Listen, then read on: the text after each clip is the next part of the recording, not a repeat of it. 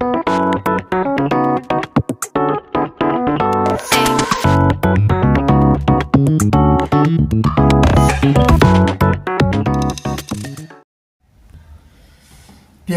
हमारा अमर रहेगा, याद करेगा जहां। हेलो दोस्तों, स्वागत है आपका हमारे और आपके प्यारे से चैनल में NCERT UP board class 10th and 12th mathematics में। और आज हमारा लेक्चर नंबर 15 है और एक्सरसाइज 3.4 के आज हम उदाहरण कराएंगे। और दोस्तों, उदाहरणों के माध्यम से हम आपको ट्रिक्स एंड कॉन्सेप्ट को अच्छे समझाएंगे। फिर जो प्रारंभिक संक्रियों द्वारा A इनवर्स निकालने की जो विधि है उसको प्रॉपर तरीके से ट्रिक के द्वारा ऐसा समझाएंगे कि आप कभी भी नहीं भूलेंगे। आपको पूरा 100 में से 100% समझ में आ जाएगा, कोई भी क्वेश्चन गलत नहीं होगा, बहुत ही अच्छे तरीके से। चलिए दोस्तों, स्टार्टिंग करते हैं। उसको ट्रिक को जानने से पहले हम उसके सारे बेसिक कॉन्सेप्ट को समझते हैं। तो आव्यूह पर प्रारंभिक संक्रिया, किसी आव्यूह पर 6 प्रकार की प्रारंभिक संक्रिया की जाती हैं, जिनमें 3 पंक्तियों पर एवं 3 स्तंभों पर होती हैं। तो जो आव्यूहों पर प्रारंभिक संक्रिया लगती हैं वो क्या होती हैं, यानी कि या तो आप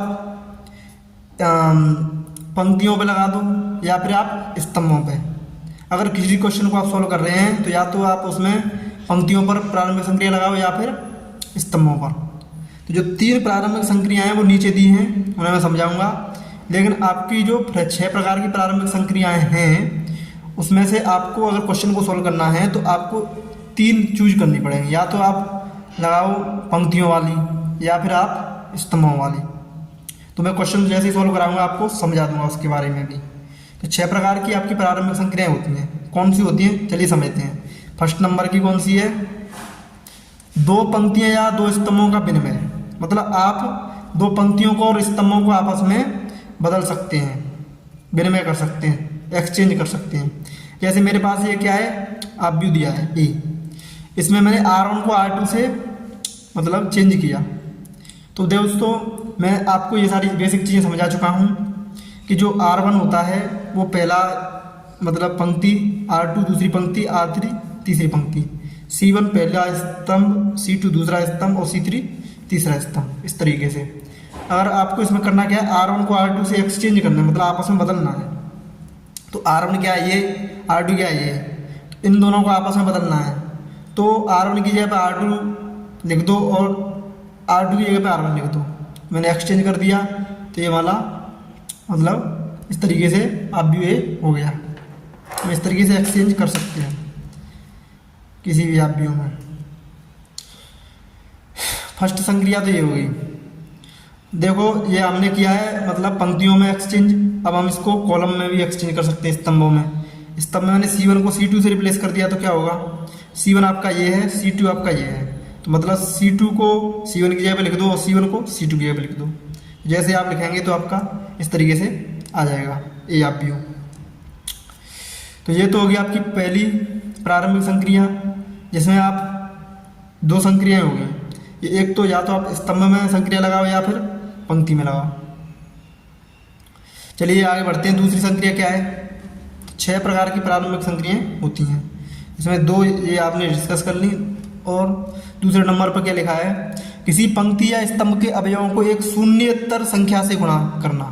तो आप किसी भी पंक्ति को या स्तंभ को किसी भी शून्येतर का मतलब नॉन जीरो, मतलब अशून्य संख्या। अशून्य संख्या मतलब जो शून्य के अलावा कोई भी संख्या है उसका आपको किसी भी पंक्ति में या स्तंभ में मल्टीप्लाई करके मतलब मल्टीप्लाई कर सकते हैं। तो जैसे मैंने R1 को RI को KRI लिख दिया, तो मतलब मैंने R1 को 2R1 से रिप्लेस कर दिया। तो मतलब प्रत्येक पहली जो पंक्ति होगी इसमें 2 से मल्टीप्लाई हो जाएगा पूरी पंक्ति में। इस तरीके से हम मतलब शून्येतर संख्या से गुणा कर सकते हैं। ये भी आपकी क्या है, प्रारंभिक संक्रिया। अगर इसी तरीके से कॉलम में भी हो जाएगी तो ये 2 आपकी और हो गई। तो कितनी होगी, 4 प्रारंभिक संक्रियाएं होगी। जैसे मैंने ये भी आव्यूह लिया है, इसमें पहले मतलब पंक्ति वाली लगाई है तो R1 से वो 2R1 से रिप्लेस किया। तो मतलब जो R1 था पहली पंक्ति थी उसमें 2 से मल्टीप्लाई कर देंगे तो ये संक्रिया होगी 2 4 2 इस तरीके से।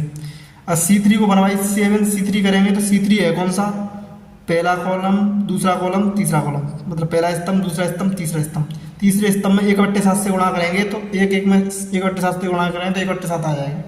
इस तरीके से आपका मतलब स्तंभ में भी प्रारंभिक संख्या इस तरीके से आप कर सकते हैं।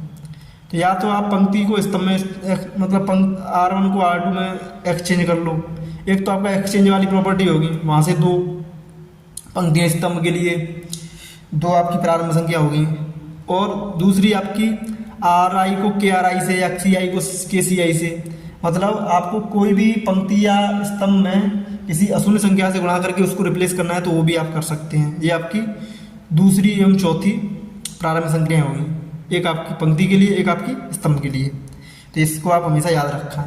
जैसे आप प्रैक्टिस करें क्वेश्चन की, ये सारी चीज़ें आपके दिमाग में सेट हो जाएंगी, तो इसकी कोई टेंशन वाली बात है नहीं।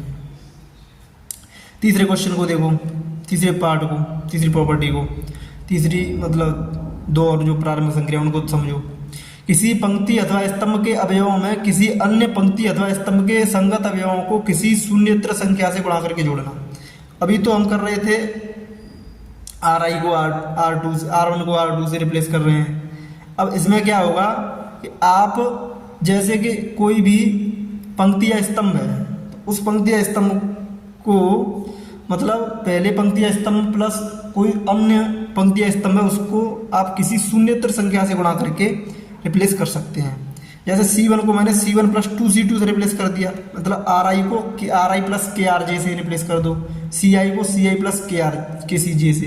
तो RI का मतलब यहाँ पर 1 रखेंगे तो यहाँ पे भी हो जाएगा R1 प्लस यहाँ पर 2R, मतलब इसको 2 मान लो, इसको R3 मान लो या R2 मान लो, कोई भी आप रिप्लेस कर सकते हैं। RJ का मतलब ये है।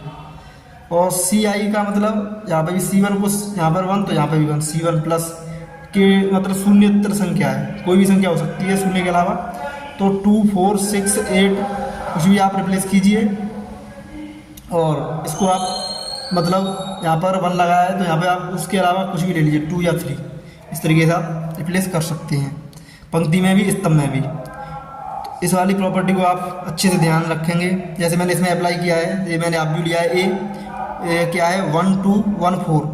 इसमें मैंने C1 को C1 प्लस 2C2 से रिप्लेस किया है। तो C1 क्या है आपकी पहला स्तंभ, पहले स्तंभ को आपको रिप्लेस करना है C1 plus 2C2, C1 plus 2C2। तो जैसे आपका इसको C1 प्लस 2C2 से रिप्लेस करेंगे तो इसमें कैसे अप्लाई करेंगे, जैसे मैंने यहाँ पर 1 रखा तो यहाँ पे 1 हो गया, यहाँ पे आप कुछ भी रखो शून्य के अलावा, यहाँ पर आपको 1 के अलावा 2 ले लो, 3 ले लो, कुछ भी आप लिख सकते हैं। किसी तरीके से आप मतलब इस प्रॉपर्टी को लगा सकते हैं।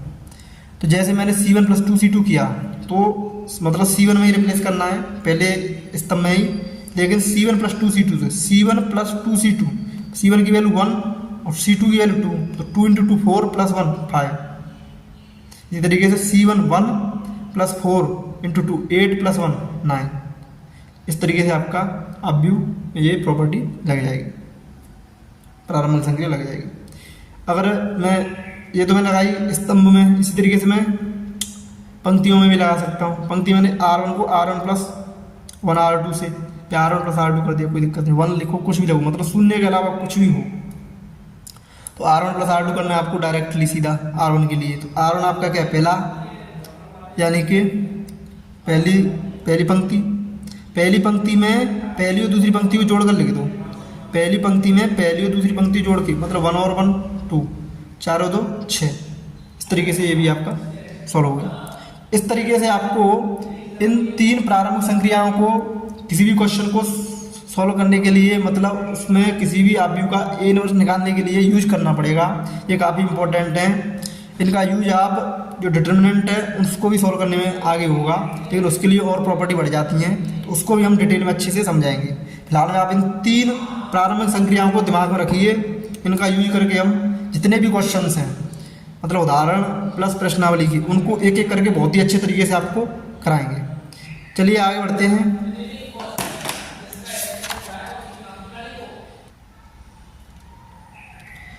दोस्तों, व्युत्क्रमणीय अवयव, यदि अवयव ए एम कोटि एम का वर्ग अवयव है और अन्य एक अवयव का अस्तित्व इस प्रकार है कि ए बी बराबर बी इक्वल टू आई, तो बी को ए का व्युत्क्रम अवयव कहते हैं या ए को बी का व्युत्क्रम अवयव कहते हैं। दोनों ही कंडीशन सही है इस चीज़ में। दोस्तों, ए बी बराबर बी इक्वल टू आई की जो प्रॉपर्टी है, उसके लिए ए अगर आपका 2/2 कोटि का वर्ग अवयव है तो बी को भी आपका 2/2 कोटि का वर्ग अवयव होना पड़ेगा, जब ही ये प्रॉपर्टी संभव है। इसीलिए ए और बी हमेशा समान कोटि के दो वर्गाव्यू होते हैं इस कंडीशन को फुलफिल करने के लिए। तो दोस्तों यहाँ पे आप ए बी इंटू बी निकालो, इस प्रॉपर्टी को मुझे प्रूव करना है। तो यदि मैंने एग्जाम्पल ले लिया ए और बी का, ए इंटू बी बराबर आ रहा है आपका तत्समगाव्यू, ठीक है, हमारा मतलब प्रूफ हो गया, ए बी इक्वल टू आई आ रहा है, ठीक है। अब बी इंटू ए को निकालो, ये भी आई आना चाहिए, 2 - 3 - 1 2 और 2 3 1 2।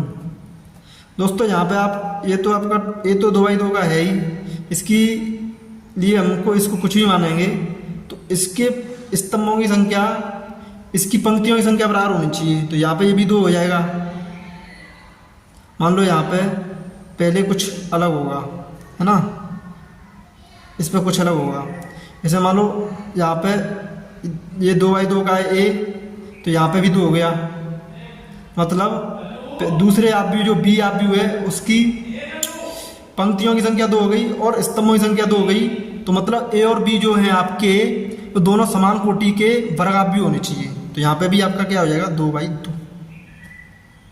तो इस नियम से, मतलब जो गुणनफल के नियम से ए और बी वर्गाव्यूह एवं समान कोटि के वर्गाव्यूह हो जाते हैं, जब ये आपकी जो प्रॉपर्टी है वो संभव है, जब ए और बी आपस में एक दूसरे के व्युत्क्रमणीय आव्यूह कहलाते हैं। तो ये भी कितना आ रहा है देखो, मतलब दो आव्यूहों का जो गुणनफल होता है वो पंक्ति गुणा स्तंभ में होता है। तो 2 का गुणा 2 में करेंगे 4 आएगा, 3 गुणा -1 करेंगे -3 आएगा, तो 4 - 3 करेंगे 1 आएगा, 2 गुणा 3 करेंगे 6 आएगा, -3 गुणा 2 करेंगे 6 आएगा, 6 - 6 0। अब -1 गुणा 2 -2, 2 गुणा 1 2, 2 - 2 0, -1 गुणा 3 -3, 2 गुणा 2 4, 4 - 3 1। तो ये भी आपका क्या आ जाएगा तत्समगाव्यूह 2/2 का। तो मतलब हमारी जो प्रॉपर्टी है फुलफिल हो रही है।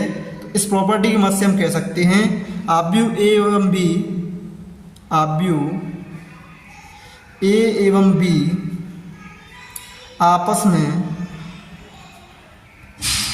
व्युत्क्रमणीय आव्यूह हैं।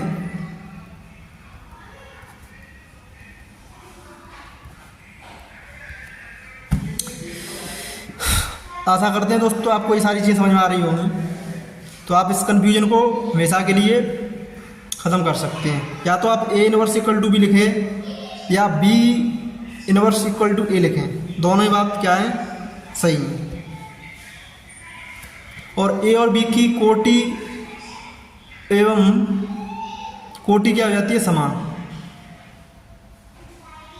समान कोटि के वर्गाव्यूह हो जाते हैं। आव्यूह भी कैसे होंगे वर्गाव्यूह के केस में ही आपका व्युत्क्रमणीय आव्यूह संभव है, ठीक है। अब दोस्तों हम आगे बढ़ते हैं नोट नंबर पे। किसी आयताकार आव्यूह का व्युत्क्रम आव्यूह नहीं होता है। किसी आयताकार आव्यूह का व्युत्क्रम आव्यूह क्यों नहीं होता है समझ लीजिए। अगर आपके पास जैसे कि आप इसमें ए इंटू बी, भाई व्युत्क्रमणीय आव्यूह के लिए ये प्रॉपर्टी होती है ए इंटू बी बराबर B into A equal to I. मान लो ए की कोटि 2/2 की है और बी की कोटि 2/3 की है।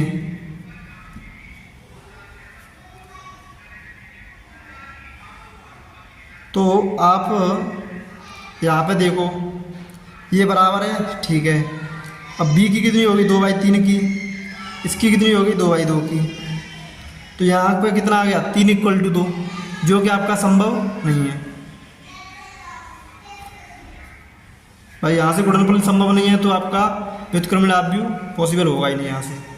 अच्छा एक और एग्जांपल ले लो, ए गुणा बी आप ले लो, ए को ले लो मतलब 3/2 का, इसको 2/3 का, ठीक है। बी ए इक्वल टू आई, इसकी देखो चेक करो कंडीशन को, सेम है, हाँ पॉसिबल है ए बी ए को देखो, बी कितना है 2 गुणा 3, ए कितना है 3 गुणा 2। यहाँ पे क्या है आपका ये भी संभव है। लेकिन जैसे ही आप इसका गुणनफल करोगे तो यहाँ से आपका 2/AB जो आएगा वो आएगा कितना 3/3 का। ए बी की कोटि कितनी हो जाएगी 3/3 और बी ए की कोटि कितनी हो जाएगी 2/2, जो कि आपका बराबर नहीं होगा। तो यहाँ से ये बराबर ही नहीं होगा तो आपका क्या हो जाएगा,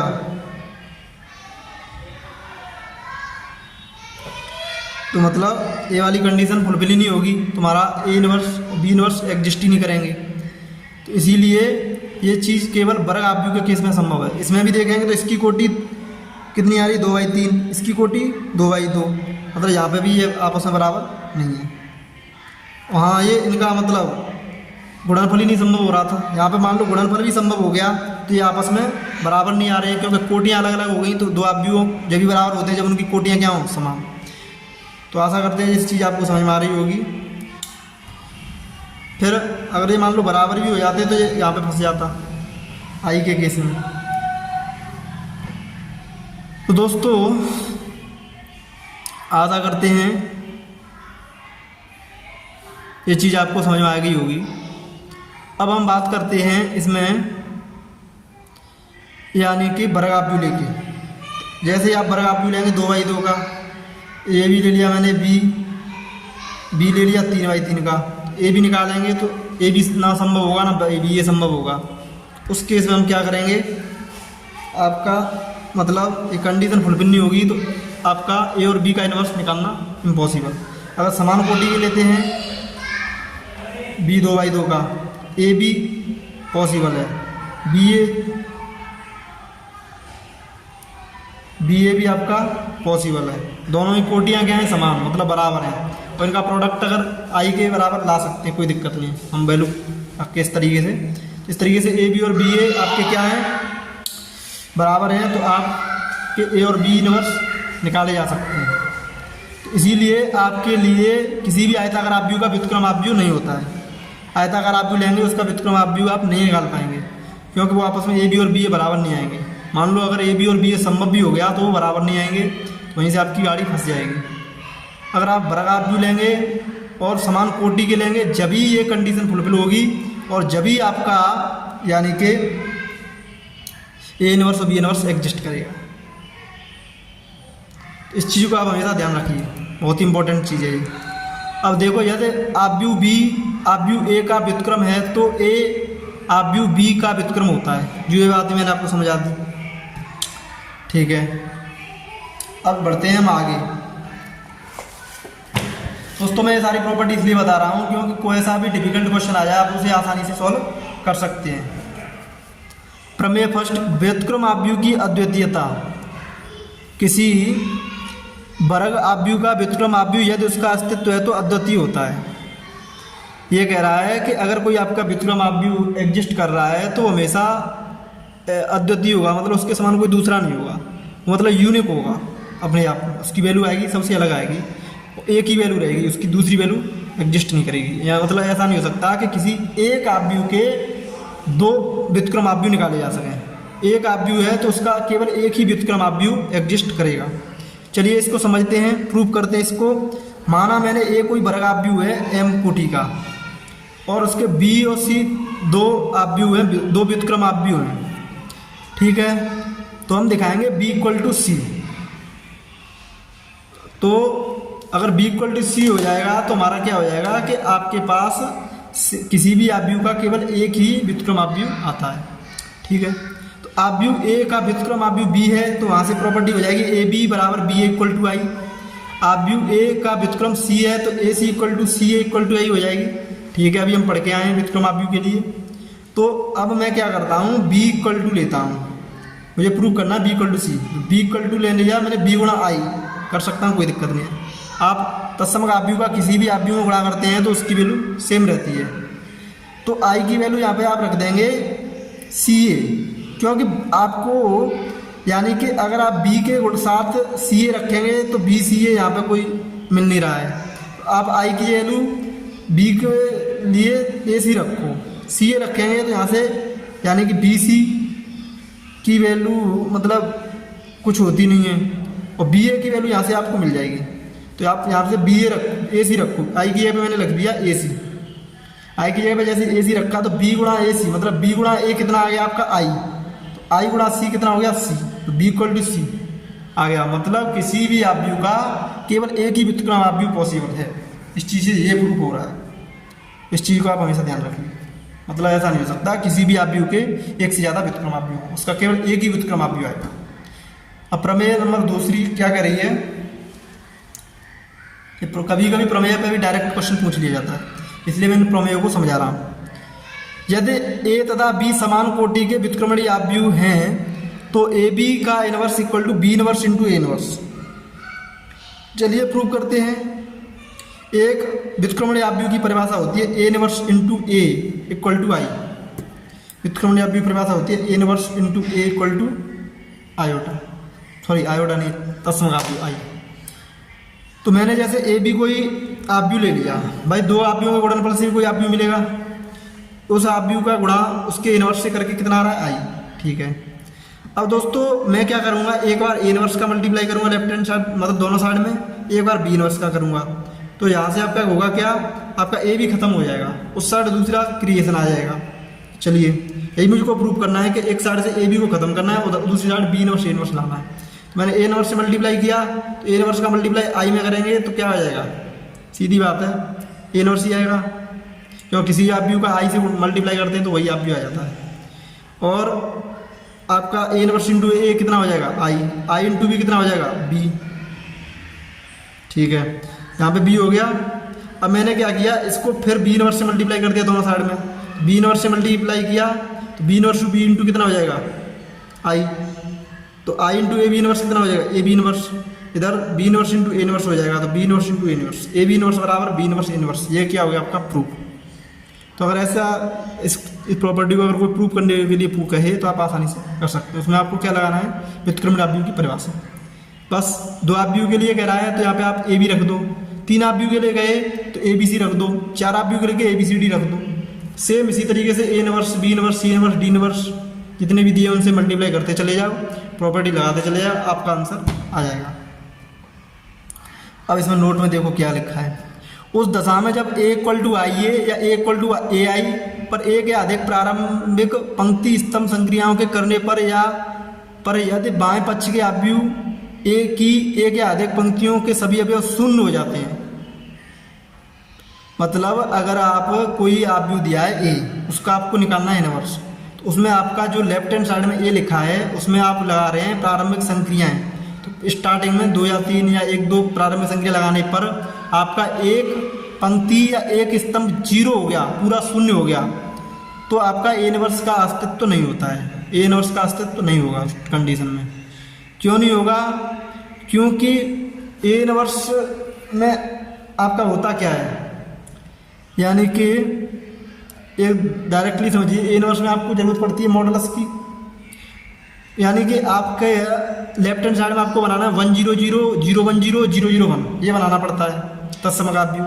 जब आपका किसी भी एक पंक्ति से पूरा कंप्लीटली शून्य शून्य आ जाएगा तो वहाँ पे 1 लाना इम्पॉसिबल हो जाएगा। आप रखेंगे तो फिर से वो तीनों में क्या आ जाएगा, यानी कि कुछ सारे भर जाएंगे कॉलम, फिर उसको हटाएंगे फिर वही कंडीशन आएगी।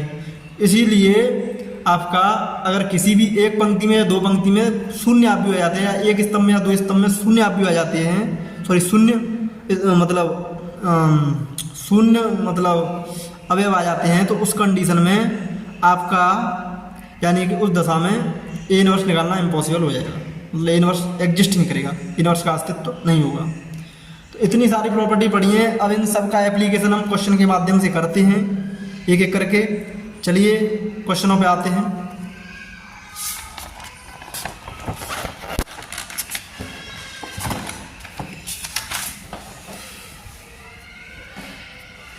प्रारंभिक संक्रियाओं के प्रयोग द्वारा आव्यूह ए बराबर 1 2 2 -1 का व्युत्क्रम ज्ञात कीजिए। अब प्रारंभिक संक्रियाओं के प्रयोग द्वारा मुझे आव्यूह ए बराबर 1 2 2 -1 का व्युत्क्रम ज्ञात करना है, ठीक है, कोई दिक्कत नहीं है। तो इसके लिए हम क्या करेंगे दोस्तों, हम लगाएंगे इसमें एक ट्रिक। एक मैं ऐसी ट्रिक बताने जा रहा हूँ आपको, क्योंकि जिससे आपका कोई भी क्वेश्चन गलत नहीं होगा और जल्दी सॉल्व हो जाएगा। तो ट्रिक क्या है, ट्रिक है आपकी इस तरीके से, मतलब अगर आपका 2/2 का कोई आव्यूह दिया है, उसका निकालना है आपको व्युत्क्रम आव्यूह। तो प्रारंभिक संक्रियाओं के प्रयोग से हम लिख सकते हैं ए इक्वल टू ए आई या आई ए, इस तरीके से। अब मुझे अगर इस वाले अवयव को मैं क्या बना दूं,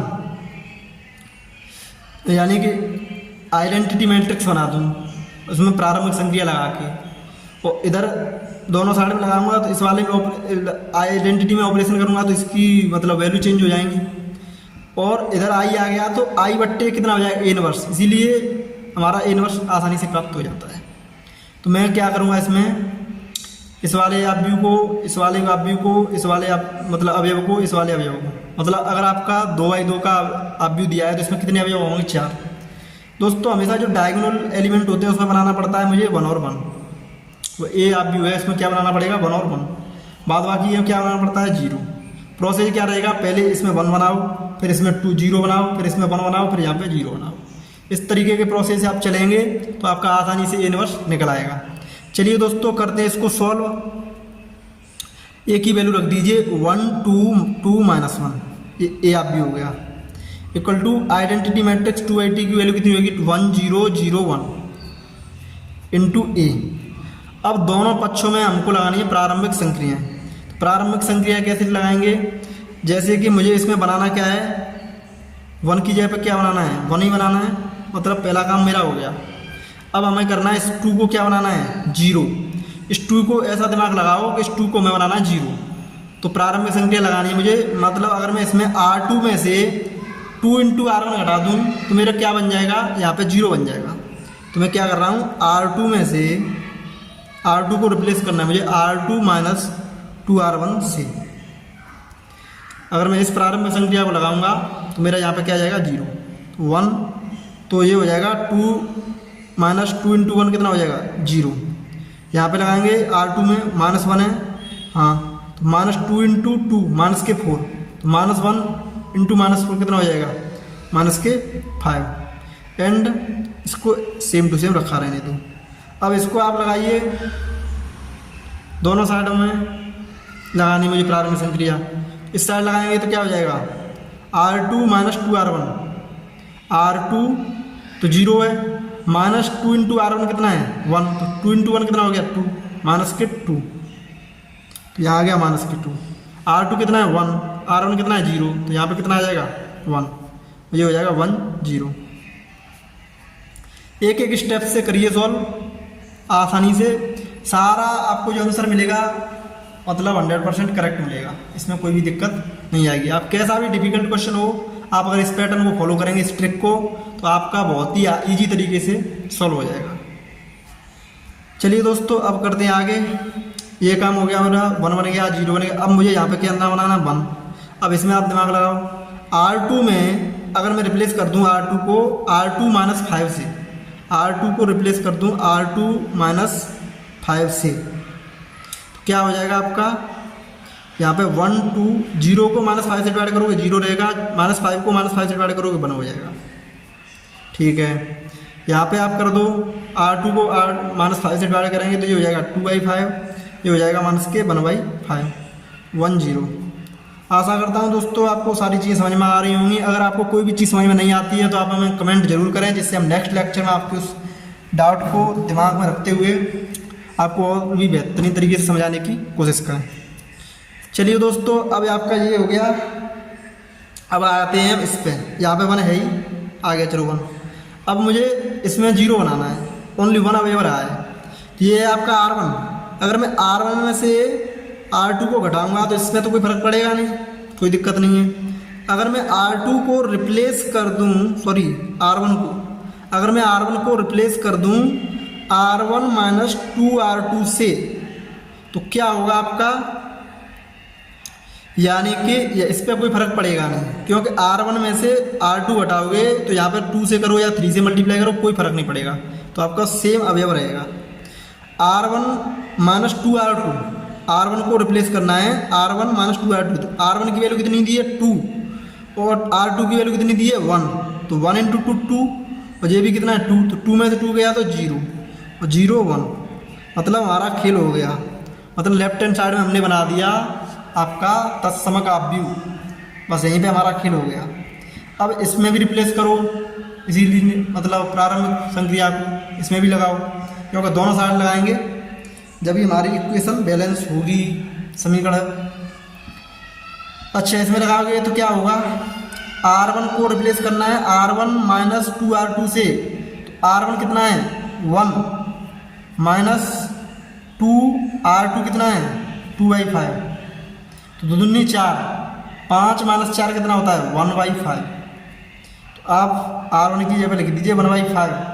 अब इसको करो दूसरे वाले को, R1 0 माइनस 2 इंटू R2 कितना है माइनस के 1/5, ये हो जाएगा आपका माइनस माइनस प्लस, और ये हो जाएगा उत्तर 2/5। यहाँ पे रख दीजिए 2/5, यहाँ पे भी 2/5, यहाँ पे माइनस के 1/5, और एक इंटू में क्या है ए आव्यूह है। तो दोस्तों किसी भी यानी कि तत्सम का आव्यूह को अगर किसी अन्य आव्यूह से डिवाइड किया जाता है तो उसका इन्वर्स हो जाता है। तो ये आ जाएगा आपका यहाँ पे आई इक्वल टू, अगर मैं इसमें से 1/5 कॉमन लूँ तो ये हो जाएगा 1 2 2 माइनस 1। अच्छा, ये हो जाएगा ए इधर जाएगा तो क्या होएगा, हम लिख सकते हैं सूत्र आई बट्टे ए इक्वल टू ए इनवर्स। तो ए इनवर्स बराबर आ जाएगा आपका 1/5 1 2 2 माइनस 1। ये हो गया आपका आंसर। दोस्तों एक नेक्स्ट चीज में मैं आपको समझा सकता हूं कि जैसे आपका एक फॉर्मूला होता है ए इनवर्स का, ये अगर आपका पूछा जाए प्रारंभिक संक्रियाओं के प्रयोग द्वारा आव्यूह का व्युत्क्रम कीजिए, तो ये आपका 4 या 5 नंबर में आएगा। ये हर साल आता है बोर्ड के एग्जाम में। इस चीज़ को आप इस ट्रिक से सॉल्व करेंगे, आपके 5 नंबर पक्के। अब वो बात करते हैं हम यानी कि सूत्र से, एक हमारा इनवर्स निकाला जाता है फॉर्मूले से। तो फॉर्मूला क्या होता है उसको आप लिख लीजिए अलग से। ए इनवर्स का फॉर्मूला होता है एडजॉइंट ए अपॉन मॉड ए, इस तरीके से। तो ये एडजॉइंट मैट्रिक्स क्या होता है, मॉड ए क्या होता है, इस सबको हम आगे कराएंगे। लेकिन आप ध्यान देखिए, एडजॉइंट ए आपका कोई मतलब मैट्रिक्स होगा, आव्यूह होगा, हाँ आव्यूह है, तो ये आपका आव्यूह लिखा है। अपॉन में क्या लिखा है मॉड ए, तो मॉड ए आपका ये बन रहा है 5। तो यहाँ पे आप चेक कीजिए मॉड ए को कैसे चेक करते हैं। मतलब पहले आपको मतलब जो मेन डायगोनल है, मुख्य विकर्ण है, उसके अवयव को गुणा करो 1 इंटू माइनस 1 माइनस 2 गुणा 2 4 माइनस 1 माइनस के 4 कितना हो जाएगा माइनस के 5। तो अगर इसमें माइनस और कॉमन ले लेंगे तो आपका नीचे क्या हो जाएगा मॉडुलस, इस तरीके से। तो या फॉर्मूले से निकालो या प्रारंभ संख्या प्रयोग से, आंसर आपका सेम आएगा। तो प्रारंभ संख्याओं से काफ़ी इंपॉर्टेंट है बोर्ड के लिए, क्योंकि सीधे सीधा क्वेश्चन पूछा जाता है आपका 5 नंबर में 6 नंबर में, आपको सीधे अंक मिल जाते हैं और काफ़ी इजी है ये। आपको थोड़ी सी प्रारंभिक संख्याएं सीखनी है, 6 हो जाती हैं वो स्तंभों को पंक्तियों दोनों मिला के। लेकिन अगर आप 3 सीख लेते हैं स्तंभों पंक्तियों वाली, तो इसी से आपका क्वेश्चन सॉल्व हो जाएगा। फिर उसके बाद आपका उनको एप्लीकेशन कैसे करना है। मैंने इस क्वेश्चन के माध्यम से आपको एप्लीकेशन भी बता दिया, कैसे आपको स्टेप बाय स्टेप चलना है। मतलब आपको ए बराबर आई ए लिखना है। इसमें मैंने लेफ्ट हैंड साइड को ही क्यों वैल्यू रखी ए की, राइट हैंड साइड में क्यों लिखी, क्योंकि राइट हैंड साइड का अगर हम लेफ्ट हैंड साइड में तत्सम का आव्यूह बना देते हैं, तो तत्सम का आव्यूह को जब हम ए आव्यूह जो लिखा है उससे अगर डिवाइड कर देते हैं तो ए इनवर्स बन जाता है। इस तरीके से रूपांतरण करके मतलब प्रारंभिक संख्या लगा के तत्सम का आव्यूह पे जो वैल्यू आती है दोनों साइड में लगाते हैं, उससे वो हमारी सीधा ए इनवर्स निकल आता है इस तरीके से। इसीलिए हम लेफ्ट हैंड साइड में मतलब ए की वैल्यू रखते हैं, ये मकसद है हमारा। चलिए इस चीज़ को ध्यान में रखते हुए हम नेक्स्ट क्वेश्चन करते हैं। ये हो गया आपका उदाहरण नंबर 1। उदाहरण नंबर 2 पे चल, इन्हीं ट्रिकों को लगा करके हम पूरी जो प्रश्नावली है उसको भी सॉल्व कराएंगे। तो उदाहरण नंबर 3, उदाहरण नंबर 3 क्या कह रहा है, यदि p इक्वल टू 10 - 2 - 5 1 है तो p इनवर्स ज्ञात कीजिए यदि इसका अस्तित्व है। ठीक है, तो आपको p इनवर्स निकालना है। चलिए लगाते हैं प्रॉपर्टी। तो p equal to I P, P की जगह पर टी -2 -5 1, आई को 1 0 0 1 रख लो, पी को आप लिख सकते हैं, पी लिख ली लेने दो। अब प्रारंभिक संक्रियाओं के प्रयोग से आप इसको सॉल्व करेंगे, तो ट्रिक को बना लो पहले, इससे आपका क्वेश्चन गलत ना हो। यहाँ पे यहाँ पे यहाँ पे यहाँ पे 4 अवयव हैं, यहाँ पे 1 यहाँ पे 1। मुख्य विकर्ण हमेशा 1 होता है, बाद बाकी क्या करने 0। पहले वाले को क्या बनाना है 1। इसको 1 बनाने के लिए मुझे क्या करना पड़ेगा 10 से डिवाइड, मतलब R1 को R1/10 से डिवाइड कर दो दोनों साइड। करेंगे तो ये हो जाएगा 1 माइनस के 2/10 माइनस के 1/5 -5 1। इधर करेंगे 1/10 0 0 1 पी। अब दोस्तों मैं क्या करता हूँ इसमें, मतलब आपका -5 की जगह में बनाना 0। एक काम कर सकता हूँ, R2 को रिप्लेस कर सकता हूँ R2 + 5 × R1 से। चलिए करते हैं। तो R2 को, ये तो 1 माइनस के 1/5 बना ही रहेगा। R2 को 5 × R1 से करेंगे तो R2 तो -5 है, 5 × R1 मतलब कितना है 1, तो 1 × 5 5, -5 + 5 कितना हो गया 0। अब R2 5 × R1 करेंगे कितना हो गया -1, ये यहाँ पे कितना हो जाएगा 0। ठीक है, तो आप करेंगे जैसे ही, तो यहाँ पे आपका क्या हो गया, आप प्रारंभिक संक्रिया लगा रहे हैं स्टेप बाय स्टेप।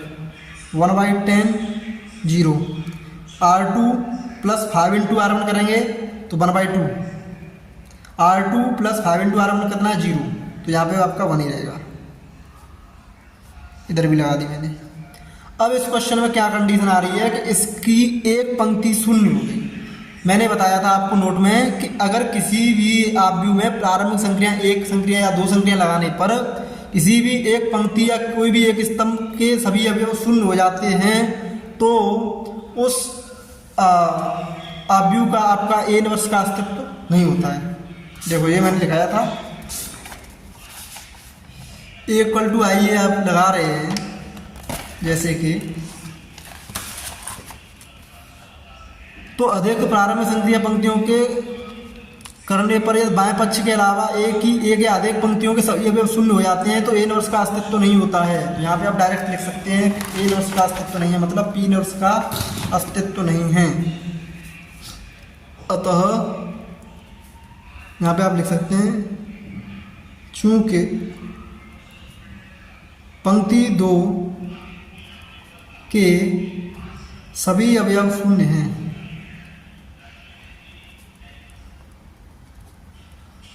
अतः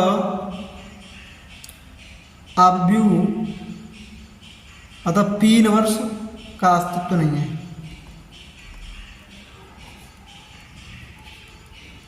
दोस्तों मैंने जो पॉसिबिलिटी थी वो सारी करा दी आपको, और इन ट्रिकों का यूज करके आप कोई ऐसा भी डिफिकल्ट क्वेश्चन आ जाए प्रारंभिक संक्रियाओं के ऊपर, आप अपने 5 या 6 नंबर का जो क्वेश्चन है उसको आसानी से कर सकते हैं। तो चलिए दोस्तों प्रैक्टिस करते रहिए, और वो कोई भी दिक्कत आए तो हमें कमेंट ज़रूर करें। Thank you for all the very best. Hello दोस्तों, स्वागत है आपका हमारे और आपके प्यारे से चैनल में NCERT क्लास 12th मैथमेटिक्स में, NCERT UP board class 10th and 12th mathematics में। दोस्तों प्रारंभिक संक्रियाओं के प्रयोग द्वारा निम्नलिखित आव्यूह का व्युत्क्रम ज्ञात कीजिए। दोस्तों इसे हम ट्रिक के माध्यम से 3/3 का आव्यूह दिया, इसका व्युत्क्रम निकालना है हमें, मतलब प्रारंभिक संक्रियाओं के द्वारा। चलिए सॉल्व करते हैं। तो इसकी हमारे पास ट्रिक है। ट्रिक क्या है समझ लीजिए।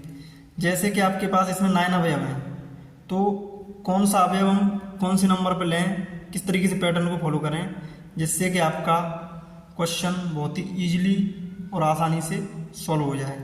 क्योंकि ये क्वेश्चन आप अपने आप में चैलेंजिंग होता है, इसके लिए मैंने इसलिए ट्रिक बनाने मतलब ज़रूरी समझा, क्योंकि इस वाले क्वेश्चन में बहुत बच्चों को प्रॉब्लम होती है। तो इसकी अगर हम इस ट्रिक को आप फॉलो करेंगे तो आप इसमें कभी भी गलती नहीं करेंगे, आपके पूरे में से पूरे मतलब 5 में से 5 अंक पूरे हो जाएंगे, मतलब आपकी कोई मिस्टेक नहीं होगी। चलिए सॉल्व करते हैं ट्रिक के माध्यम से। आपको मतलब प्रारंभिक संक्रियाएं बहुत ही आसान लगने लगेंगे इस ट्रिक के द्वारा। तो ये हो जाएगा आपका पहला अवयव, ये दूसरा अवयव, ये तीसरा अवयव, ये चौथा अवयव, ये पांचवा, ये छठवां, ये सातवां, ये आठवां, ये नौवां। दोस्तों जो मुख्य विकर्ण के अवयव होते हैं वो 1 होते हैं, बाद बाकी के क्या होते हैं 0। आपको नंबरिंग कहाँ से करनी है, पहले नंबर पे ये लेना है, दूसरे नंबर पे ये, तीसरे नंबर पे ये, चौथे नंबर पे ये, पांचवें नंबर पे ये, छठवें पे ये, सातवें पे ये, आठवें पे ये, नौवें पे ये। तो नंबरिंग के हिसाब से आपको उसको सेट करते जाना है प्रारंभ संक्रिया लगा के। मतलब मुझे जैसे कि इस वाले व्यू में पहले शून्य दिया है तो शून्य की जगह पे 1 बनाना है। अच्छा कैसे बनाएंगे, एक एक पैटर्न को फॉलो करते चले जाएंगे, आपका आंसर आसानी से आ जाएगा। चलिए हल करते हैं। A = IA के प्रयोग से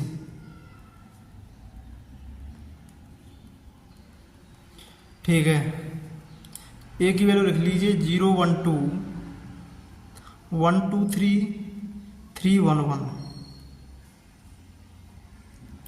1 0 0 0 1 0 0 0 1। ये आपका तत्सम का भी होगा इंटू A। अब दोस्तों इसमें क्या करेंगे,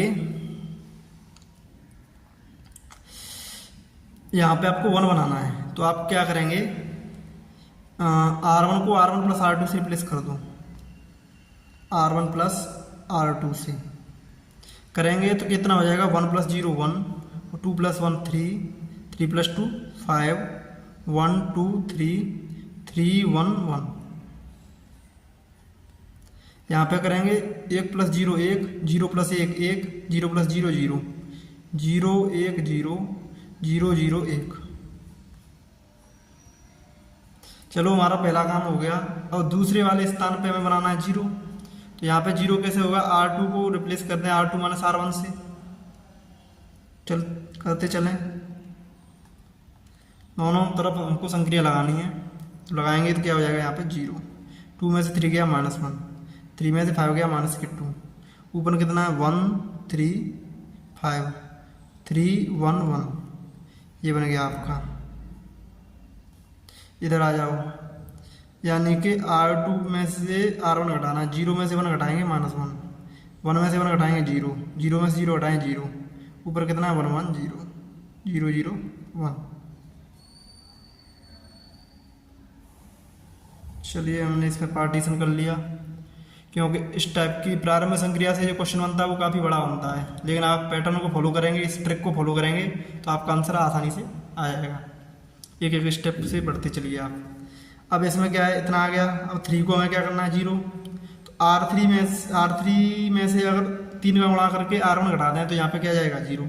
चलिए करते हैं, R3 में से R3 - 3 R1 कर दो, तो यहाँ पे आप करेंगे तो कितना हो जाएगा 0। ठीक है, R3 में से 1 में से 3 गुणा -3 गुणा 3 कितना हो जाएगा -9, तो 1 - 9 कितना होता है -8। R3 1 -3 × 5 15, -15 + 1 -14। इधर कितना हो जाएगा 0 -1 -2, इधर 1 3 5। इसमें लगाओ, R3 की जगह 0, R1 की जगह 1, तो 1 × -3 + 0 -3। इधर पे आ जाओ, R3 की जगह 0, -3 × 1 -3। इधर पे R3 की जगह 1, R1 की जगह 0, तो यहाँ पे आ जाएगा 1, -1 0 0 1 1 0। अब यहाँ पे आओ, यहाँ पे अब क्या बनाना है, -1 है तो +1 बनाना है, क्योंकि इसी पैटर्न को हमको फॉलो करना है, इस ट्रिक को। ठीक है, ट्रिक को फॉलो करेंगे तो यहाँ पे कितना, -1 को 1 बनाने के लिए R2 को रिप्लेस कर दो -R2 से। चलिए इसको करते हैं, तो यहाँ पे आ जाएगा आपका 1 3 5 0 1 2 0 -8 -14, और इधर कितना हो जाएगा 1 1 1 0 1 0 0 -3 -3 1 × A। अब -8 को आपको क्या बनाना है 0, तो मैं अगर कर दूं R3 को रिप्लेस R3 + 8 R2 से, तो आपका यहाँ पे क्या आ जाएगा 0। और यहाँ पे 8 इंटू 2 16 माइनस 14 कितना आ जाएगा 2। तो मैं यहाँ पे 2 कर दे रहा हूँ, यहाँ पे 0 कर दे रहा हूँ और यहाँ पे 0 0 1 2 1 3 5। यहाँ पे आप करेंगे R3 प्लस 8 R2, 8 गुणा करें तो 8 और यहाँ पे R3 है -3 प्लस 8 कितना हो गया -3 प्लस 8 5। यहाँ पे करेंगे यानी कि R3 कितना है आपका -3, R2 कितना है 0, तो यहाँ पे -3 0 0 तो कोई चेंज नहीं होगा, यहाँ पे सिर्फ 1 1 0 0 1 1 0। अब यहाँ पे आइए 2 की जगह पे आपको क्या करना है 1 मुख्य विकर्ण के अवयव को, तो मैं करता हूँ R3 को R3/2 से रिप्लेस कर दो, तो ये हो जाएगा 1 3 5 0 1 2 0 0 1। यहाँ पे देखिए 1 1 0 1 0 0 5/2 -3/2 और ये 1/2। चलिए आगे बढ़ते हैं। अब यहाँ पे 2 को 0 करना है तो बस सिंपली R2 को रिप्लेस कर दूँ R2 माइनस 2R3 से। चलिए करते हैं। तो यहाँ पे सिर्फ 1 है तो 1 में अगर 2 से मल्टीप्लाई हो जाएगा तो ये भी 2 हो जाएगा, ऊपर 2 दिया ही तो यहाँ पे क्या आ जाएगा सिंपली 0 1 3 5 0 1 0 0 0 1। चलो ये हो गया इसका खेल। यहाँ पे आओ R2 को रिप्लेस करना है R2 माइनस 2R3 से। तो 2R3 में तो ये -5 -3 1 बचेगा, चिन्ह बदल जाएंगे सिर्फ -5 3 -1। R2 कितना है 1, तो यहाँ पे -5 प्लस 1 करोगे कितना बचेगा -4 और यहाँ पे 3 होगा, ठीक है। यहाँ पे कितना हो जाएगा -1, यहाँ पे 1 1 0, यहाँ पे कितना आ जाएगा 5/2 -3/2 और 1/2। दोस्तों यहाँ पे पहुँच गए हम। अब यहाँ से आगे क्या करेंगे, मुझे 5 और 3 को 0 करना है, तो यहाँ तो बहुत आसान है। अगर मैं यानी कि R1 को रिप्लेस कर दूँ किससे R1 माइनस 5R3 से, तो मेरा सिर्फ और सिर्फ 5 की जगह पे 0 आ जाएगा। तो मैं इसको लिख सकता हूँ 1 3 0। मैंने यहाँ पे लिख दिया 1 3 0 0 1 0 और 0 0 1।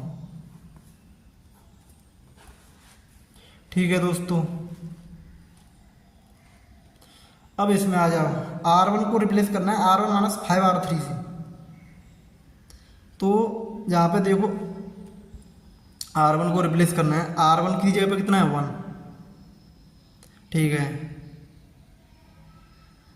R1 की जगह पे 1 है, R3 को 5 से मल्टीप्लाई करें 25/2 माइनस के 25/2 प्लस 1 मतलब 2 उधर जाएगा, 2 माइनस 25 माइनस के 23/2 कितना हो जाएगा माइनस के 23/2, ठीक है। अब फिर आ जाओ यहाँ पे R1 की जगह पे 1 माइनस 5 इंटू -3 15/2 प्लस के हो जाएंगे 15/2 प्लस 1 17/2 प्लस के। इस पे आ जाओ R1 की जगह पे 0 -5 गुणा 1/2 माइनस के 5/2।